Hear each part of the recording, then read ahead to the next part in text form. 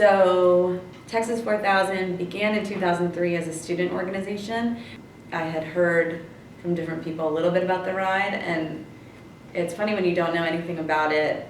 It kind of went in one ear and out the next, and now I just wasn't paying attention. And now if someone that I'm explaining Texas 4000 to, if they don't drop their jaw, like, I know they're not listening to me. Because you can't say there's students who've raised $4 million for cancer research and are riding their bikes from here to Alaska. If you are paying attention, you are astounded. So I learned so much more, obviously, when I came on the other side. And in 2011, Livestrong came on board as a sponsor and really helped elevate Texas 4000. And so they would host the riders coming through. They host the homecoming when the riders get back.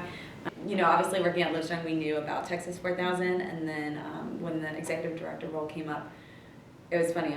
Within like 2 days, 4 different people had sent me the job description, and they were like, "This position's meant for you, so you should definitely apply."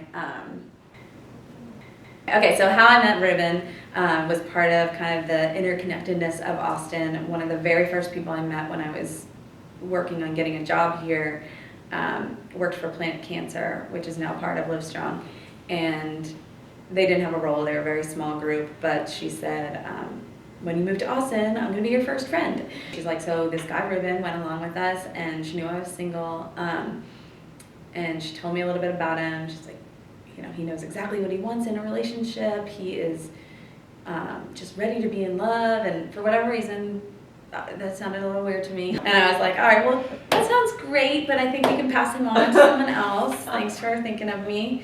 So that was in June, and then in August it was her 30th birthday, and I was there, and we kind of saw each other from across the room, and I was like, I wonder if that's that guy. And we ended up talking, and kind of the rest was history. I kind of assumed that he had cancer just because of how I met him and knew that he was really involved with Planet Cancer, which was for young adults.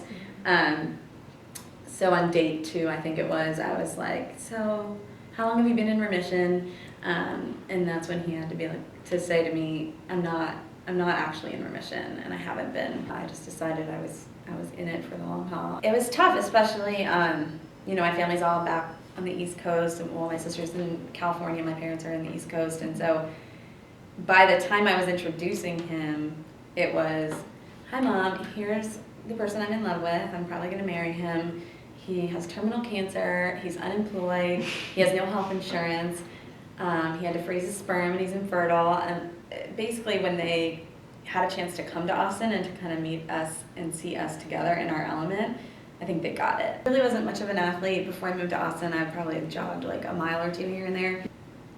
When I worked for Livestrong, we did they do a 5K like walk and run they used to, the day before the big bike ride. So we did the walk, and then we went to the bike ride the next day to see his oncologist finish. But when we saw Dr. Hoverman finish, we just looked at each other and were like, all right, we're doing this next year.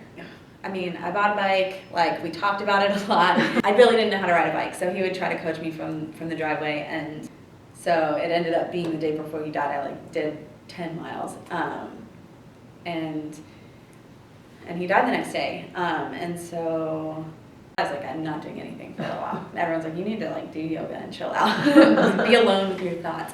But that's kind of a scary place to be. So, and then I took this job, and I just started thinking, what can I do to make a difference and to keep going on the path towards healing. And 4000 was just in my head, because it's constantly in my head.